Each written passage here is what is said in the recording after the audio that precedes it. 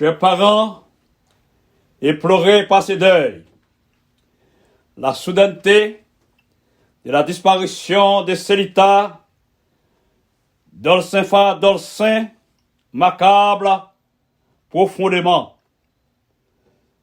C'était une personne qui aimait la vie, sa famille, ses proches et ses amis. Mais la mort l'a brutalement arraché du monde des vivants. Nous pleurons amers d'une telle disparition.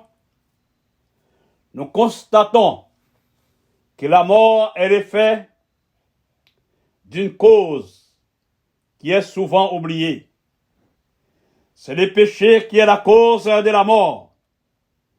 Il met l'homme dans un état de vulnérabilité, de finitude, et pourtant, l'homme devrait vivre dans l'infinitude, comme son Créateur. En tant qu'être humain, nous avons tous de l'aversion pour la mort, car elle fauche la vie des êtres qui nous sont chers. La mort nous sépare de l'être qu'on aime, de l'être qui nous a formés, qui nous a nourris. La mort est l'ennemi qui fait voyager tous les êtres vivants de la poussière de la terre. De la poussière de la terre.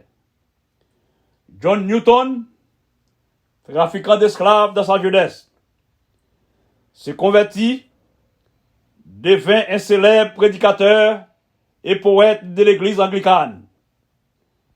Avant de mourir, il dit à son ami: « Je suis comme une personne qui part en voyage en diligence et qui regarde fréquemment par la portière et espérant toujours être déjà arrivé.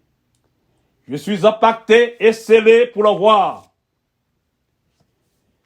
Billy Graham donne une description saisissante de la mort. Pour lui, la mort est un gangster en liberté, un lion rugissant, cherchant sa proie.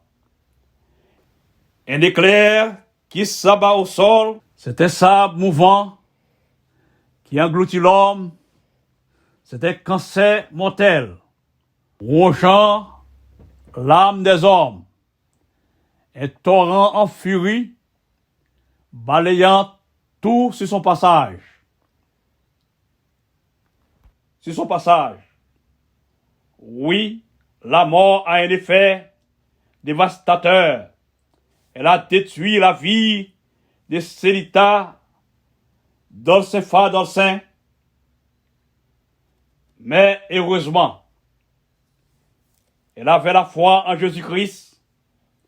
D'après la Bible, Jésus a remporté la victoire sur la mort à cause de cette espérance. Nous ne devons pas tomber dans le désespoir. J'étais mort et voici, je suis vivant au siècle des siècles.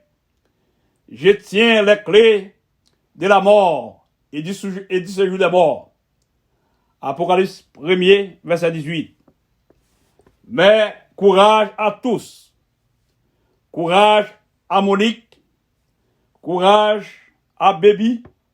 Courage à Fosséline. Courage à toute la famille. Célita n'est pas morte. Elle dort. Elle doit revivre encore. Merci.